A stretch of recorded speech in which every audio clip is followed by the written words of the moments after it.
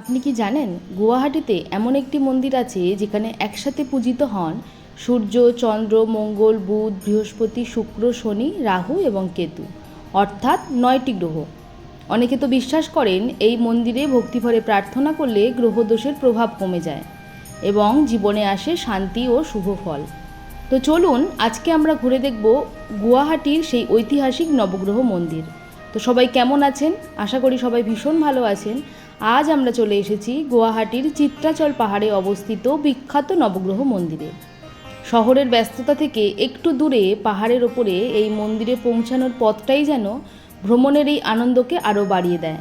তো চলুন ধীরে ধীরে সিঁড়ি বেয়ে ওপরে উঠি আর এই সুন্দর জায়গাটা একসাথে ঘুরে দেখি। তবে এই মন্দিরে পৌঁছানোর সময় একটা জিনিস থেকে একটু সাবধানে থাকবেন, এই ছোট্ট ছোট্ট বাঁদরগুলোর থেকে।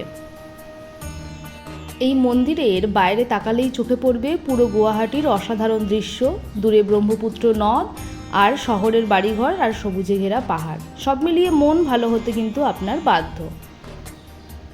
এই মন্দিরটি আহোম রাজা রাজেশ্বর সিংহ 18 শতকে নির্মাণ করেন এবং এই মন্দিরের একটা বিশেষত্ব হলো এই মন্দির শুধুমাত্র কোনো একটি দেবতার উদ্দেশ্যে নয়, বরং হিন্দু ধর্মের 9টি গ্রহকে উৎসর্গ করা হয়েছে। মন্দিরের ভিতরে প্রবেশ করলেই দেখতে পাবেন 9টি শিবলিঙ্গ। প্রতিটি শিবলিঙ্গ একটি করে গ্রহের প্রতীক।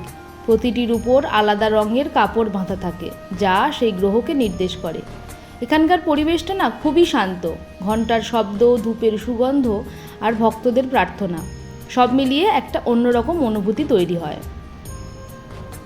আবার এমনও কথিত আছে প্রাচীনকালে এই স্থান জ্যোতির্বিদ্যা ও জ্যোতিষশাস্ত্র চর্চার অন্যতম গুরুত্বপূর্ণ স্থানও ছিল। এই মন্দিরের বাইরে এসে আপনি প্রচুর এইরকম ছোট ছোট বা বড় বড় এই বাঁদরগুলোকে দেখতে পাবেন। তারা কেউ কলা খাচ্ছে, কেউ আবার মানুষের হাত থেকে ফোনও কেড়ে নিচ্ছে। তাই প্রথমেই বললাম যে এইখানে আসলে এইগুলোর থেকে একটু সাবধানে থাকবেন। তবে যদি পারেন চেষ্টা করবেন দুটো একটা কলা নিয়ে গিয়ে ওদেরকে খেতে দিতে, তাহলে ওরাও খুশি হলো। তো চলুন, এই ছিল আজকে ছোট্ট একটা ভিডিও। সবাই কেমন লাগলো অবশ্যই জানাবেন।